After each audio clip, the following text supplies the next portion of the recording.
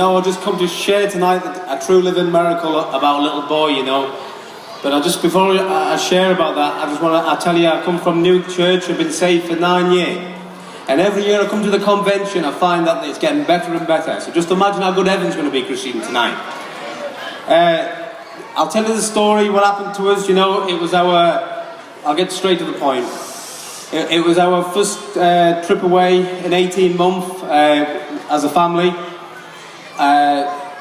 Me and my wife Roseanne and Lewis Dean and Lily and little John Henry and baby Tommy Lee. We only was going to London for a couple of days, just for a little break, and we decided to go to the Marriott near Slough. We've been there a few times, maybe 4 or 5 times before. We knew it, and it was easy to go into London to get a bit of food. So we thought we'd go there and we'd have the weekend together on this Saturday, just 4 months ago. I think it's 4 months ago.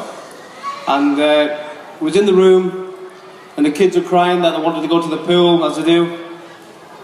And I said, I'll take them down for 20 minutes, Roseanne, if you want. She went, well, go on, I'll come with you, but I ain't going in.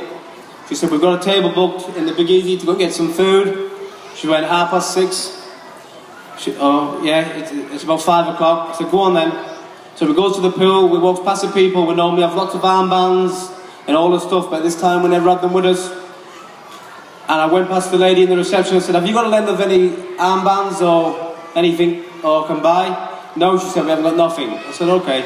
So we played in the shallow pool, as you do with your children, for about 5-10 minutes.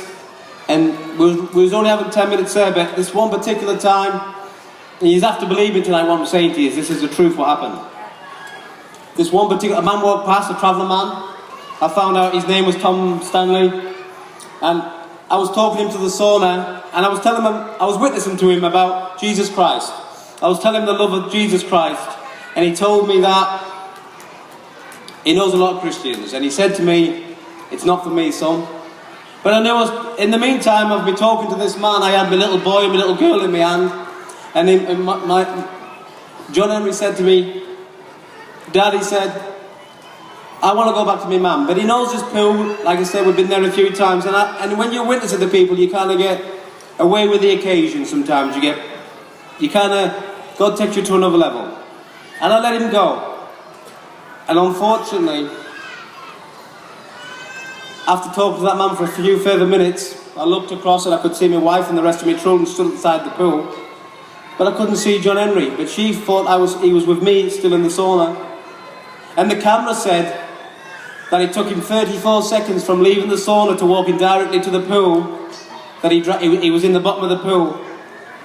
And he was in the bottom of the pool for 10 minutes. Just touching 10 minutes, the camera said.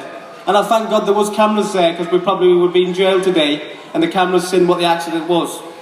And my wife's head was turned towards the children as he left the sauna. And when she turned back, the camera said she couldn't see because he was already under the water without a splash. It took him 4 seconds to drown. He was under the bottom of the pool for 10 minutes. And it took him 4 seconds to go under and 34 seconds from leaving the sauna to the accident. Anyway, I opened the sauna door. I knew I'd been in there a long time and I couldn't see him. There was a steam room to the right. I run in there and I couldn't see him. I thought somebody had showed him, and my wife stood up and he was right there. Like I can't see down there. He was right down there with his little black shorts on him, face flat and the same colour as that when we got him out. We pulled him out. We were screaming for help. You can imagine how he was. And the only thing we could do at that time was, our God's alive, isn't he, people? And the only thing we could do was we called upon God.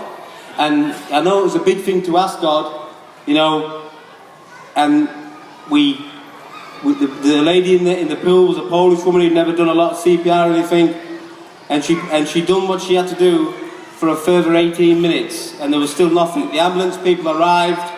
When the ambulance people arrived, the muscular went to take his coat off, and my wife said to him, look, she said, don't even think about that. He was, 10 minutes underwater, 18 minutes, it's a lot to ask. But we believed in how God could answer the prayer because he's alive and he's real. To cut the story a little bit quicker, the ambulance people come and they said there's nothing, but they found a little bit of a pulse. We got him into an ambulance. They took us to a little hospital just round the corner. They got him into this hospital. By now, there was a lot of Christians there, thank God for them. You know, God sent these people really quick, you know. As far as I can remember, if I'm not mistaken, there's a few of our pastors from Life and Light come very quick. And I thank God for all your prayers, because it just wasn't our prayers, it was yours as well. What helped us through that time and helped John Henry recover, you know. They tried for an hour to get a drip into him, and they couldn't get anything into him. They was keeping him alive on a little pump. He had a small pulse, and they had absolutely no hope. Anyway, they took him to Oxford University Hospital. It's just up the road from here, from Slough. In a wet, rainy night. It was about 12 o'clock, and they had no hope for him. But a special unit come, and they took him. I said, "Why do you not take him by helicopter? He's in such a state." They said, "The weather's too bad." So I said, "You're going to take my child out of this hospital." I said, "And you're going to put him in an ambulance." I said, "And he's barely alive." I said, "You can't even get a drip in his hand."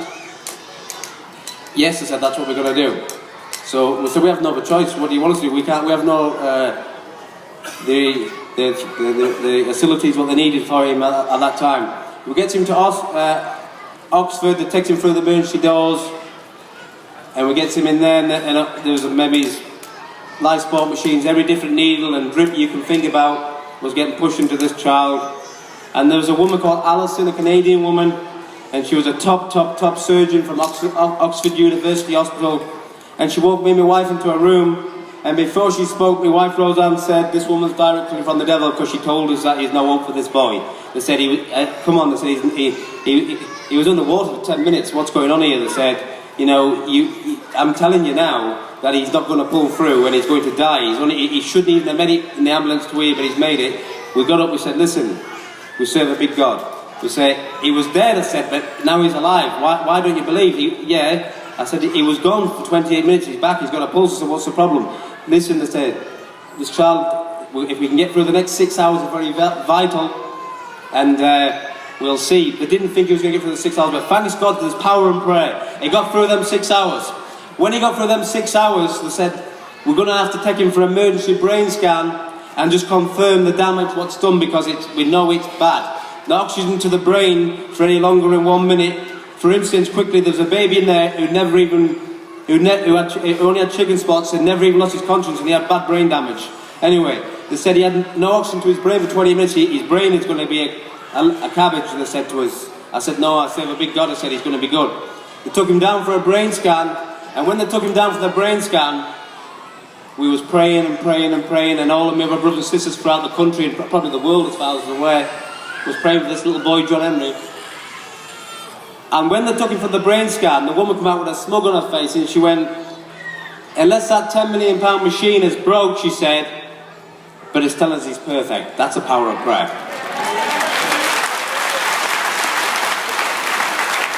Then we took him back to his bed, and we put him on the side of the bed, but I knew my God was moving now, and I had faith, right? They said, "Tomorrow it may come back, we're going to give him another EGI scan on his brain, and it's going to give us some more details." When they took him back, giving the breathers, come back perfect again. That's how God good is, right? Anyway, a few days goes by before we left to go on this little trip. He had a little pair of loafers about that big, and they was took off, and I was outside, and I walked up and I noticed his little shoes outside. And I said to him, "Son," I said, "you don't have to take your shoes off." I said, "There's only that, there's only 4. So you don't have to take your shoes off." He said, "Yeah, but Lewis Dean will kill me if I don't take them off." Anyway, I'm going back to the story now. After 4 days of being in intensive care, I went out to the car to move it, because I just left the car wherever I could. And I tell you the truth, I sat in the car and I nearly died, because I started thinking about my little boy, and I started thinking about, is his brain going to be bad? Is he not going to be able to walk again, talk again? Is he even going to get out of the hospital? It's only 4 days. And I turned my head behind the seat, and them little pair of loafers were so perfect behind the driver's seat. So I looked, but God didn't come and speak direct to me. He didn't come to me and say to me, "Lewis, like, your son is going to be healed and going to walk out of hospital." He never said that. I just knew. I took the shoes and I walked back to the hospital. And when I walked back to the hospital, there was a woman stood at the end of the bed, intensive care, and she said, "You can't bring them in here. It's a very unhygienic for things like this. Them shoes are staying there." She said, "Why?" I said, "Because he's going to walk out. He's going to walk out of this hospital." Anyway, a few days goes by. There's hundreds of people praying for my son. A few days goes by, and we get, I think it's a week, he gets moved to Oxford. After they come down and told us that he'd never know. Now they started coming our way a bit, saying, well look, he's not going to die, but if he recovers, he'll be on pipes, life support machines, he won't be able to eat, he won't be able to move his head, his arms, and start making him special boots. I said his body's going to go. I don't know why God spared my child. I really don't know, right? But I know God can do all things if we put our trust in him. But now they moved us to Oxford. But if that's what I said, you sure it's all right to move John Henry? He's still on very, very, very poorly.